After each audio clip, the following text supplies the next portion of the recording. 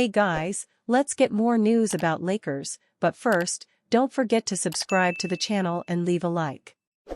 LeBron James' Blue Jackets move turns heads at Lakers-Nuggets game.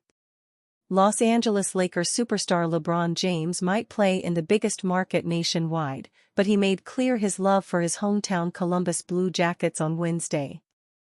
James made a fashion statement with a very special outfit choice for the Lakers game against the Denver Nuggets, sitting on the sideline while nursing a groin injury. The Lakers star showed up to the Lakers game against the Nuggets wearing a custom Blue Jackets Stadium Series with the number 23 stitched on it, the same threads the team wore during their Stadium Series matchup against the Detroit Red Wings on March 1.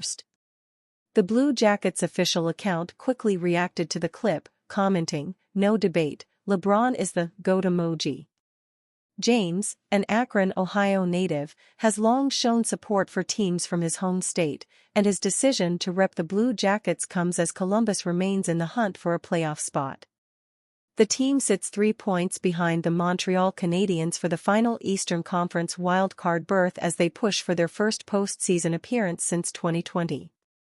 The four-time NBA MVP's jersey choice was widely noticed, with fans quickly capturing different moments showing James wearing it. Some debated whether LeBron was officially hopping on the Blue Jackets bandwagon without having much knowledge of the team, or if he was actually showing his true love for Columbus NHL team. "He 100% can't name one player," one user said. "Only LeBron would wear his own number," another chimed in. The NBA on ESPN account also shared a clip of James giving orders to his teammates during the game from the sidelines, fully clad in Columbus gear and a pair of camo pants. An unaffiliated Blue Jackets account on X, the CBJ Center, shared a couple of pics showing James' jersey in detail, showing a humongous cannon stitched on its front. The Lakers, without James and Rui Hachimura on Wednesday, dominated the shorthanded Nuggets 120-108 behind Luka Doncic's 31-point performance. Denver was missing their two best players in Nikola Jokic and Jamal Murray, however, and the Lakers took full advantage, winning their 9th straight home game. The Lakers will be back in action Thursday against the Milwaukee Bucks, while the Blue Jackets continue their postseason chase with their next game on Friday. NBA Roundup: Luka Doncic, Lakers handle Nuggets. Luka Doncic scored 21 of his 31 points in the first quarter, Austin Reeves added 22 total, and the Los Angeles Lakers turned a fast start into a 120-108 home victory over the shorthanded Denver Nuggets on Wednesday. The victory allowed the Lakers to tie the Nuggets for third place in the Western Conference standings. The team split the season series with 2 victories each. Dorian Finney-Smith scored 14 points as the Lakers earned their 3rd straight win and 9th consecutive home victory despite playing without LeBron James, groin, and Rui Hachimura, knee. Aaron Gordon tallied 26 points and 11 rebounds for the Nuggets, who were playing without Nikola Jokic, ankle/elbow, and Jamal Murray, ankle. Denver has alternated wins and losses for the past 8 games. Spurs 120, Knicks 105. Sandro Mamukelashvili scored a career-high 34 points, 21 in the fourth quarter, as host San Antonio ambushed New York. Mamukelashvili shot 13 for 14 from the floor, including 7 for 7 from three-point range. He had never previously made more than 4 three-pointers in a game. Stephon Castle added 22 points for San Antonio. Chris Paul produced 12 points and 9 assists. Karl-Anthony Towns amassed 32 points and 9 rebounds for the Knicks, who fell to 3-3 since Jalen Brunson was lost indefinitely with a sprained right ankle. Mikal Bridges and OG Anunoby added 14 points apiece, and Mitchell Robinson tallied 13 points and 11 rebounds. Kings 123, Cavaliers 119. Keegan Murray broke a late tie with a driving hoop. DeMar DeRozan dropped in a pair of clutch baskets in the final 135, and host Sacramento extended Cleveland's losing streak to 3 games. DeRozan finished with a team-high 27 points, Malik Monk added 22 and rookie Devin Carter chipped in with a season-best 16 off the bench as the Kings moved 3 games ahead of the Phoenix Suns and Dallas Mavericks in their duel for ninth place in the Western Conference. Evan Mobley registered 31 points and 10 rebounds and Donovan Mitchell finished with 26 points for the Cavaliers. Ty Jerome added 14 points and 6 assists. Dean Wade and Max Strus chipped in with 12 points apiece, and Jarrett Allen had 10.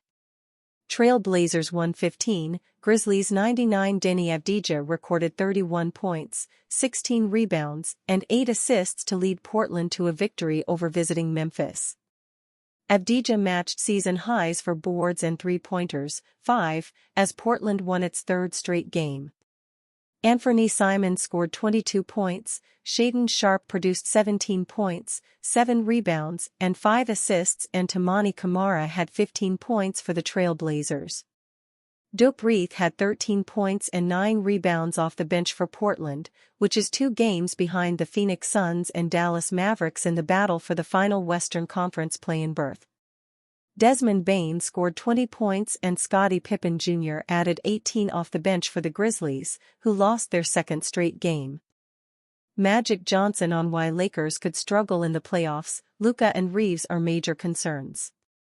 Magic Johnson has always been one of the most insightful minds when it comes to basketball analysis, and his latest comments about the Los Angeles Lakers' potential struggles in the playoffs have raised eyebrows.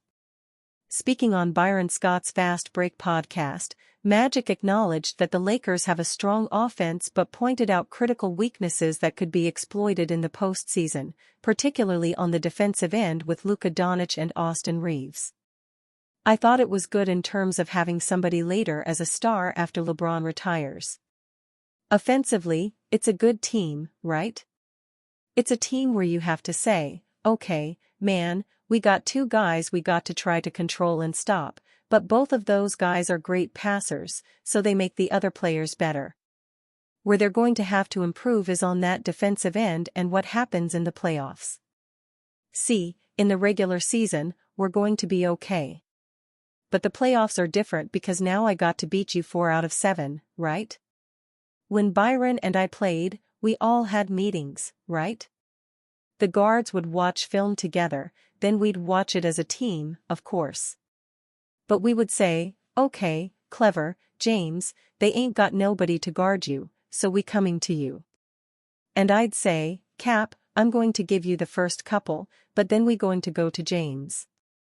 Then I would say, B, they don't get back, so I'm going to be pushing that rock, and I'm a be coming to you, baby, so just be ready. See, we would look at you and break you down where you were weak, and then we would attack you. That's what the Lakers are going to have to deal with once the playoffs start. Because we saw it against Boston, Boston looked up and said, okay, I'ma put Luka in the pick and roll every single time. And then Tatum had him saying, oh, you on me? Okay, I'm just gonna go right past you or pull up for my jump shot, because he knew he could just beat him off the dribble. They did the same thing to Austin Reeves.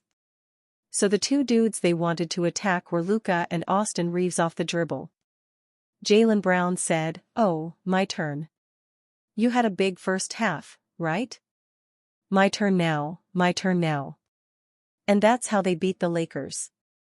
So what's going to happen in the playoffs on the defensive end? Magic praised the Lakers' long-term outlook, especially in terms of having a star for the future once LeBron James retires. He acknowledged that the team has 2 elite offensive playmakers in LeBron and Luka, which makes them incredibly difficult to defend. However, he warned that regular season success doesn't always translate to playoff dominance, emphasizing that teams will scout weaknesses and attack them relentlessly in a 7-game series. One of Magic's biggest concerns is that teams will expose the Lakers' defensive liabilities in the playoffs. And you fan? What do you think about Magic Johnson's situation? Write to us in the comments.